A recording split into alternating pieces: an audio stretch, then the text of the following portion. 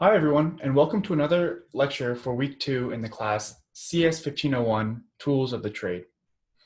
My name is Andrew, and I'm a TA for the class. I'm going to talk to you about source control management today.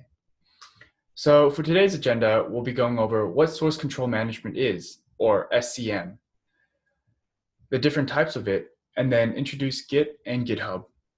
Let's get started.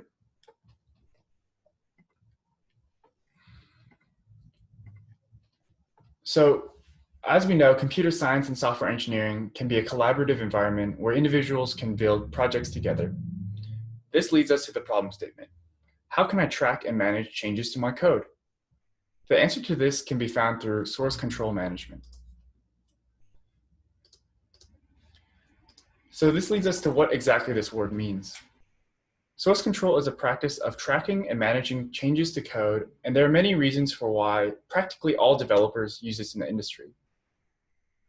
Its main uses are for letting multiple people collaborate on the same project, allowing one person to work on a project from different machines and computers, enabling version control, which is also used interchangeably with the word source control. We'll get to that later. And also, backing up work from historical and current versions of your work.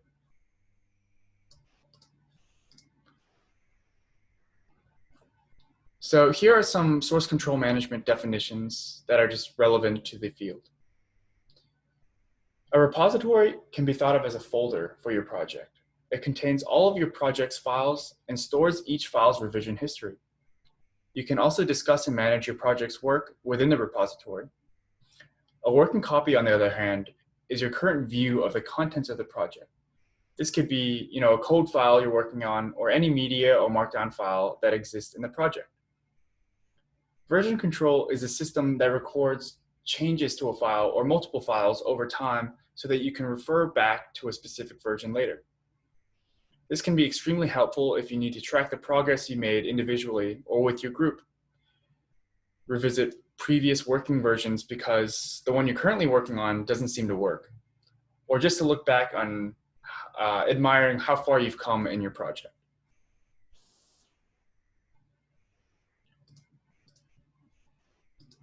So now that we've discussed what source control is, it's time to introduce the types of this practice.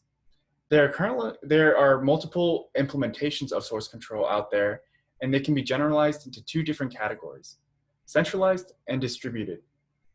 The main difference is that centralized version control utilizes one repository that is shared among all users, whereas distributed version control uses multiple repositories to manage a project. So here we have a diagram of what a centralized system looks like in terms of the workflow.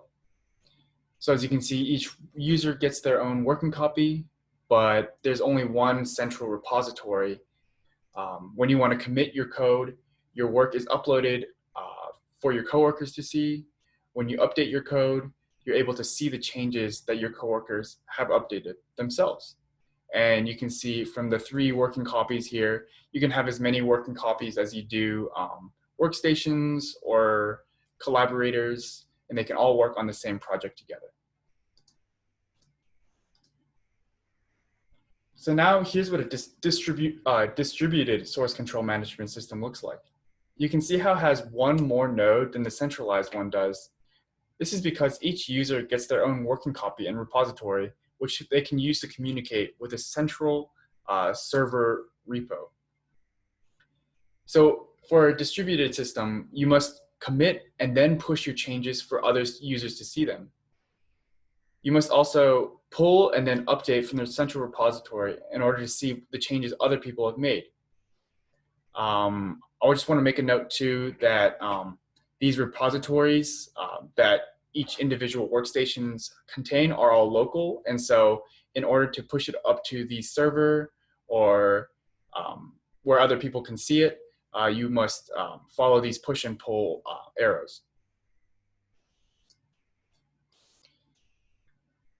So now we're going to talk about Git and GitHub. Git is a distributed version control system that lets you keep track of your source code. GitHub is a hosting service that lets you manage Git repositories.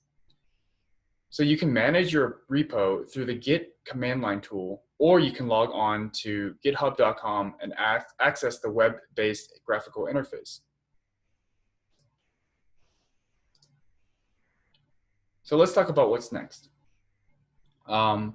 I want you guys, if you have some free time this weekend, to create a GitHub account and get the GitHub Student Developer Pack.